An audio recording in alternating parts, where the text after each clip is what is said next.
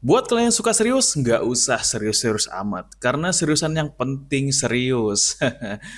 Gitu deh. Bersama gue Riri dan partner gue Bro Ius, kali ini kita Yo, bakal bahas tentang job fair. Wah, lagi anget-anget banget nih bro, job fair. Menurut banget. lu gimana nih job fair kemarin tuh? Wah, gila sih. Gua ngeliat di Bekasi apalagi ya. 25.000 bro. Udah kayak beli rokok setengah tuh. 25.000. Iya, bayangin aja tuh 25.000 kalau misalkan kita jualin tiket konser tuh ya, seorang 10.000. Wah, udah cuan banget tuh kayaknya ya. Iya, apalagi kalau nontonin kita ya kan 25.000. Mantap tuh. Nah iya tuh. Nah, gue tuh penasaran kenapa di job fair kemarin bisa ricuh kayak gitu banget. Kalau menurut gue sih nggak profesional banget ya panitianya. Nggak profesional gimana maksud lo? Lu bayangin aja nih, 25.000 orang numpuk di situ. Harusnya jangan di situ, bro. Nah, harusnya disediain stadion nih ya, habis stadion lebih lebar, lebih luas, lapangan bola kayak apa kayak 25.000 loh. Tapi kenapa yang di Bekasi kok ngebludak banget dibanding di kota-kota lain? Nah, itu dia tuh. Harusnya ini ada perhatian dari pemerintah. Nah, kenapa bisa ngebludak sampai 25.000 orang? Padahal kan pemerintah nyediainnya cuma 2.000 orang loh. Ya, 2.000 orang. Yang datang 25.000 berapa kali lipat, coy. Ya kan? Harusnya nih 2.000, misalkan kuota udah tentuin 2.000, ya udah tuh. Harusnya 2.000 difilter lagi. Jadi sebelum masuk job fair nih, yang 25.000 ini harus melewati beberapa seleksi. Ya lu pikir aja Indonesian Idol aja ada audisinya, masa job fair kagak. Bener-bener. Kuota 2.000, yang masuk 25.000, gila aja ya, pasti numpuk-numpuk di situ lah. Harusnya ya ada perhatian lebih lah. Kalau misalkan emang kuotanya 2.000, ya sesuai lah, sesuaikan lah. Nggak sampai 25.000 yang datang, harusnya ada penertiban di situ. Kalau menurut gue sih ya. Nah, berarti dari sisi pemerintah nih dia nggak tahu dong kalau misalkan pengangguran tuh sebanyak itu. Iya kan? Dari 2.000 ke 25.000. Gila loh. Nah, inilah yang harus butuh perhatian khusus ya buat kita. Nah, juga sampai baru tahu tuh, wah sebanyak itu loh, 25.000 orang yang nggak punya kerjaan. Bahkan pemerintahnya mungkin nggak tahu, ya belum siap. Akhirnya kondisinya ya udah crowded, ya udah kacau lah posisinya. Nah, ini yang menarik lagi nih, Bro. Ada salah satu HRD ya kan. Dia ngeposting kalau job fair itu nggak penting. Itu cuman buat apa ya? Promosiin perusahaan-perusahaan doang ya kan, yang padahal dia nggak butuh-butuh amat gitu buat nge-hire pegawai baru. Wow. Perihal HRD nih, gue kadang tingkahnya nih aneh-aneh gitu tuh. Persyaratan yang usianya nggak boleh 30 tahun, berpenampilan menarik, mampu bekerja di bawah tekanan, bisa cuci baju, bisa fotokopi, bisa bikin kopi. Wah, macem-macem tuh bro. Nah, gila aja kan, maksimal usia 30 tahun. Nah, menurut lu emang 40 tahun ke atas nggak bisa kerja? Nggak boleh kerja? Ya dia juga punya tanggung jawab bro. Kan? Aneh Bener, makanya bener, sekarang itu. bener. Gua setuju kali ini malu nih. Gua setuju nih. Jadi emang harusnya ya yang dikualifikasi itu bukan hal-hal yang seperti itu gitu.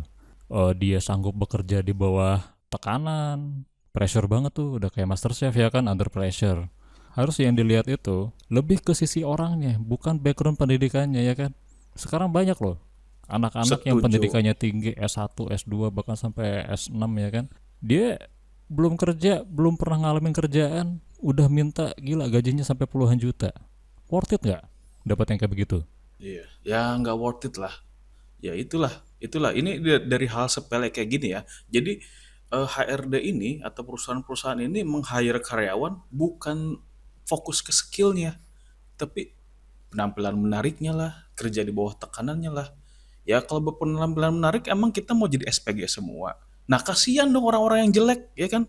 Kasihan udah mah jelek, nggak dapat kerjaan, miskin pula, umurnya 40 tahun, 30 tahun ke atas. Wah, Abis kasihan tuh ya, bro. abis ya. Abis, lu udah tinggal jentikin jari pakai cincin Thanos aja udah tuh hilang tuh 40 tahun ke atas, 30 tahun ke atas.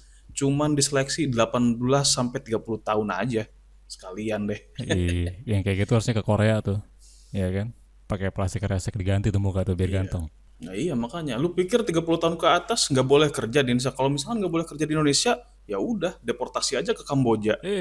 Ini ada lagi nih info terbaru ya kan di Instagram, ya di sosial media yang lain adalah itu requirements-nya harus punya iPhone bro. Gua nggak tahu iPhone berapa, tapi yang pasti iPhone. Ya kali orang mau kerja harus nyari duit dulu buat beli iPhone. Lah kan kerja mau nyari duit ya? Gimana coba? Kalau gue sih nggak setuju tuh, itu perusahaan yang menerapkan karyawannya harus pakai iPhone, waduh, itu sih menyiksa banget lah, kasihan lah kan gitu. Ya siapa tahu yang ngelamar juga, yang apply job aja, dia nggak punya HP sama sekali. Buat beli handphone Android aja susah, apalagi sekarang harus iPhone. Makanya bro, akhir-akhir ini nih ya, katanya kalau anak-anak Gen Z zaman sekarang itu bukan jadi prioritas utama buat si perusahaan-perusahaan ya kan. Karena apa ya? Mereka nggak bisa bekerja di bawah tekanan ya kan, under pressure tadi tuh. Terus yang kedua, diajak kerja sama susah banget bro. Parah sih, emang emang gue juga, ya teman-teman kerja gue, ex teman-teman kerja gue, kebanyakan Gen Z kayak begitu bro. Emang wah susah ditebak, banyak ngeluhnya. Terus ya namanya baru kerja sedikit, eh udah anxiety, udah ya butuh work life and balance lah dan lain sebagainya. Padahal ya baru baru kerjaan berapa numpuk gitu. Ya intinya sih banyak ngeluh lah. Nah, berarti masalahnya bukan masalah di generasinya sebenarnya bro, kalau menurut gua ya. Masalahnya itu di pendidikannya nih. Yang sekarang serba cepat, serba instan, serba-serbi lah pokoknya. Sekarang udah ada ChatGPT ya kan. Nah iya. Teknologi udah makin cepat. Orang-orang makin dimanjain nih. Nah, dari situ kalau menurut gua itu salahnya. Jadi tidak mengimbangi antara teknologi dan kecepatan berpikir manusia gitu loh. Beda sama kaum kaum milenial ya kan kayak kita nih. Kita dulu belum ngerasain namanya handphone. Buat belajar aja ya lo masih buka buku ya kan, mesti ada effort dulu tuh. Lah, zaman sekarang lo tanya ChatGPT beres, Bro. Wah jauh banget sih emang. Kalau dibandingin zaman kita dulu ya. Ya ibaratnya anak-anak sekarang tuh nggak harus ya sesimpel inilah pelajaran bahasa Inggris. Dulu kita nyari kosakata di kamus, harus nyari per lembar, ya sekarang tinggal ngetik gitu kan. Gue setuju karena otak manusia nggak didesain secepat Yoi. itu gitu tuh untuk perkembangan teknologi ini. Soalnya kenapa? Kita dulu sekolah aja nggak pakai handphone, ya nggak pakai handphone, nggak ngerjain PR kita digebugin, Hmm, ya. iya. Misalkan kita ngelanggar di sekolah ya, dihukum di sekolah, pulang ke rumah kita ngadu ke orang tua, kita dipukulin lagi, Bener banget. ya. Ya bayangin aja kalau misalkan anak zaman sekarang kayak gitu berlaku didikannya, wah pasti udah lapor kemana-mana tuh, hak perlindungan anak lah, tidak sayang ke anak lah, dan lain sebagainya. Akhirnya apa ya, ini menimbulkan bibit-bibit yang sedikit-sedikit mengeluh, sedikit-sedikit anxiety, sedikit-sedikit baru kerja sedikit, pengennya work life and balance, ya kan? Nah, jadi emang akar permasalahannya ini ya, masalah kenapa pengangguran banyak. Pembentukan generasi sekarang itu beda sama generasi yang sebelumnya. Yang bener-bener udah kayak lagunya Gigi tuh. Ku cambuk dan ku didera. Kayak gitulah ya. Gak usah dilanjutin bro. Nah, Oh jangan jadi usah, nggak usah. emang masalahnya dari segi pendidikan. Pendidikan di rumah, pendidikan di sekolah, ya kan? Yang akhirnya di saat si anak udah mulai turun ke lapangan, ke masyarakat ya, untuk cari kerja, apa namanya ekspektasinya terlalu berlebih ya kan?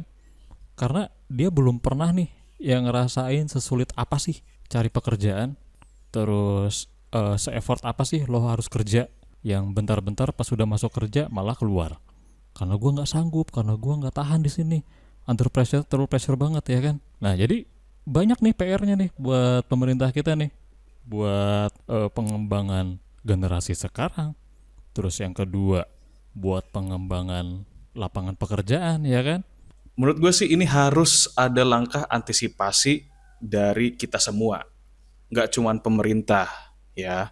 Jadi ya nggak cuman eh, memberikan stigma negatif perihal Gen Z atau apa ya, mungkin Gen Z ya emang emang problem kita beberapa ya seperti itu, tapi di sisi positifnya mungkin mereka lebih kreatif, terus nggak takut speak up, dan nggak mau kerja monoton, jadi bervariasi, pengen dinamis gitu ya. Cuman ya minusnya gitu aja sih kalau beberapa teman Gen Z gue kayak gitu. Iya, iya. Setuju gua. Salah satu keunggulan buat Gen Z ya, itu emang apa namanya untuk speak up nih gila. Udah kayak public speaking aja tau nggak? Padahal dia nggak diajarin, ya kan? Terus yang kedua dari sisi teknologi dia udah lebih cepat. Maksud lu nggak diajarin berarti otaknya kosong tapi mau berani speak up gitu? Lo jangan bawa ke situ dong. Jadi gini bro, ya buat para Gen Z nih, buat para Gen Z, lo tuh bagus, lo tuh udah ngelebihin daripada generasi-generasi milenial. Cuman permasalahannya adalah lo belum siap secara mental. Lo mesti banyak tuh ngobrol sama apa orang-orang yang lebih tua dari lo, sharing bahkan ke orang tua lo. Karena buat para Gen Z yang udah punya gawean nih, lo lihat lagi deh orang-orang yang sekarang lagi nyari kerjaan nih, 25.000 lo bayangin lo ada di situ ya kan, di tengah-tengah tuh, lo bayangin aja kayak begitu, enak kagak, ya kan? Makanya, Iya. Sambil teriak maju gitu ya. ada yang dilemparin juga tuh sama air tuh, gila, udah kayak konser beneran bro, Iya. tinggal bawa ini aja tuh, Iya. spanduk, Makanya gue spanduk. setuju kalau ada slang di situ udah. Ya intinya dari sisi pemerintah, dari sisi perusahaan itu harus ada kerjasama tuh. Bener nggak nih perusahaan lagi butuh pegawai ya kan? Kalau nggak butuh-butuh banget ya ngapain lo ada di situ? Terus buat orang-orang yang lamar kerjanya, ini salah satu input juga nih, masukan nih bagus nih dari salah satu HRD yang kontrak ya kemarin ya. Lo ngapain datang-datang ke situ? Kan ada online.